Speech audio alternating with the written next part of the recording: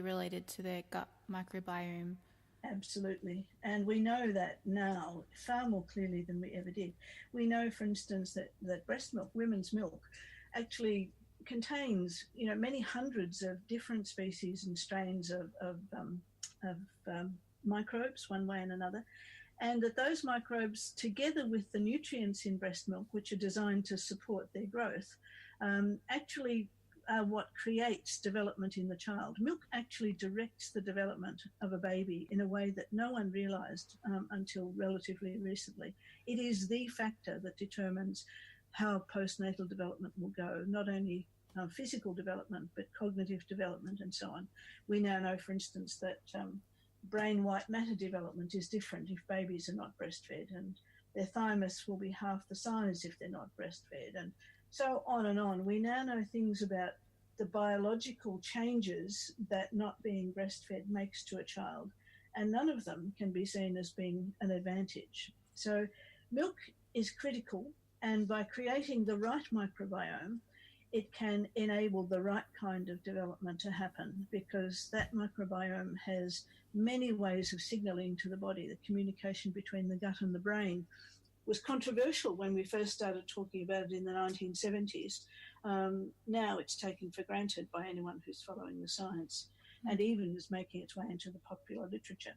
So I think we've got to recognise that infant feeding matters far more than we have ever begun to realise, that past mistakes shouldn't continue in the present. There shouldn't be a case where a child who's going to be breastfed is exposed to infant formula in hospital. And I truly believe that within another 10 or 20 years, we'll be seeing class actions about exposure of babies to cow's milk-based formulas in hospital, or any other thing other than breast milk, where the mother has wanted to breastfeed. If a mother chooses to formula feed, she needs to know what she's doing when she chooses that. And most mothers have no idea when they make what they think is a free choice. Both they have no idea of what they're choosing, and they also have no idea that their choice is really not free. It's constrained by circumstances in society that could actually be changed if we took seriously just how important early feeding is. So it's not a fully informed choice that they're making? It can't be a fully informed choice, no, not until they've read everything that's in Milk Matters, and they've looked at their society and said, yes, I can choose to breastfeed if I want to, and my choice will be successful because I've got enough maternity leave, I've got support from family and friends, I haven't got people criticising me every time I breastfeed in public. You're living in the wrong sort of society for breastfeeding to be successful. And there are many mothers. I can remember a mother in tears when I was just a 6-week-old. I had a 6-week-old baby, and so did she. We went back for our checkup. And my son was thriving and very fat and healthy, even though he was colicky, because he was getting the nutrients all right. And her baby was really miserable. And she said to me, oh, what are you feeding him? And I said, I'm feeding him myself. And she said, oh, I couldn't. And I said, why? What was wrong? She looked like she was perfectly capable of feeding. She said, oh, I couldn't. I've got to have a life. I can't sit in my bedroom and feed, and my husband won't let me feed anywhere else but the bedroom. So that baby was formula fed by 6 weeks and was miserable and scrawny with it because of other people's pressure on that mother. She was in tears over wanting to breastfeed and not being able to because of constrictions placed on her by other people. And I thought to myself, how can we say we support breastfeeding when we haven't educated fathers to recognise what's best for their babies, and we haven't changed society so that it's what mothers are encouraged and rewarded for doing? Yeah, it's a very good point. And the societal expectations and, different beliefs and things around breastfeeding are pretty massive at the moment as well. Absolutely. And in fact, breastfeeding advocates are almost being shamed into silence about the risks of formula by allegations that the only reason that they're telling these truths about formula is because they want to shame and upset women. that makes me really very angry, because breastfeeding advocates have done more to help individual mothers than any one of the critics who gets up and says they're shaming mothers. Yeah. I don't know a mother who's been formula feeding who has not been outraged by what she has discovered afterwards about what was involved in that choice that nobody told her. And I don't know one of them. One mother wrote me a letter after reading Milk Matters saying, "I cried when I read your book." And I thought, oh no, here's an upset mother writing to me. She went on to say, "I cried when I read your book. I cried with relief because for the first time, someone had made me not feel guilty about feeding my baby. And one of the problems that she had faced was, in fact, the fact that she'd been pressured to formula feed. She was now no longer unhappy. She was angry because of the way in which her child had been treated because of her ignorance. So we don't do women any favours by not telling them the truth so that they can't make informed decisions. Let them know what formula is and does, and then let them see. And if it suits their family best, that's fine. No one is in the least concerned about the fact that an individual mother decides, I've got to go back to work. I can't see how I can breastfeed. My child will just have to formula feed, and that's that. That's the only way I can organise my life. She's got a perfect right to do that. There's no one who's going to criticise her for doing that. In many cases, many single mothers, mothers who are single parents, have no choice at all because they've got to keep working to keep a roof over their heads. Yep. Obviously, no one is going to say that mother's done the wrong thing. She can't sit on the corner and in the street corners and starve. You know, she's got to do what she's got to do. Yeah. But that's an individual, and she should know that some of the problems that her child will have relate to that whole issue. There's no point in her knowing. So one study showed that if mothers knew beforehand, when they were pregnant, that there were risks to formula feeding, but still chose to formula feed, they were less troubled by guilt feelings and worries when they later heard things about how breast milk had done this or that, and how babies who were not breastfed had greater risks of this or that. The ones who had known before they made the decision were less guilty than the ones who had actually not known and then were ambushed by science research being published in papers. They were the ones who were upset about the whole issue of how they had fed their babies. If you had to do it because of the choices that you had to make, or if you chose to do it having considered everything, you are less likely to be later feeling distressed and depressed and anxious about what had occurred. You'd adjusted yourself to it, and you could then deal with the issue far more effectively. So I think we need to educate women during pregnancy about what choice it is they're making, so that they can then make that choice knowing all the facts. And that includes that breastfeeding is not always a picnic, that the first 6 weeks or even 3 months can be difficult, and that you will need support.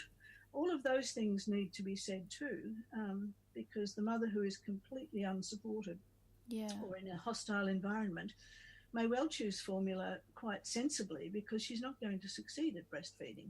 Yep. However, that will never be the best choice for her baby. It may be the best choice for her, for the family, for the situation, but as the Royal College of Paediatrics and Child Health in the UK actually says in an online program about infant formula, for infants, formula is always the inferior choice. Yeah, definitely agree, and I hear you there. It's very important to be educated and to be able to make that informed choice. Do you have any recommendations for resources, or where can women go while they're pregnant, or while they're thinking about planning these things? Where can they go to educate themselves so they can make this informed choice? Theoretically, of course, health professionals should be helping them to do this by providing that sort of literature. And there have been some places where this is quite well done. Every pregnant mum, every pregnant father needs to actually know as well, because it's a family decision in many ways. And fathers have a very big impact on whether or not a woman succeeds. A woman whose husband, whose partner supports her, whether male or female partner, is much more likely to succeed at breastfeeding than a woman who doesn't. So in theory, that's the responsibility of health professionals to ensure that every mother gets that information. But unfortunately, as I've said before, many health professionals are not educated about it. So mothers will have to educate themselves. And that's where books like my older book, Breastfeeding Matters, which is about infant feeding generally, or Milk Matters, my next latest book, which actually exists as 2 ebooks so that you can get quite inexpensively one or other of the ebooks and read it digitally online. Then that sort of thing is material that parents can source for themselves. They can go along to meetings of the Australian Breastfeeding Association while they're pregnant. It's actually a very good idea to actually get the knowledge that they need. They have libraries where you can borrow materials and read it. And the other thing is people can also start to say to their local libraries, we want copies of these books on the shelves that we can borrow.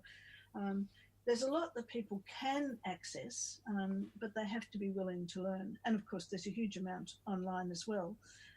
You can also, of course, know that online there will be massive amounts from the infant formula companies and from shills and other vested interests that will be saying that formula nowadays is just as good as breast milk.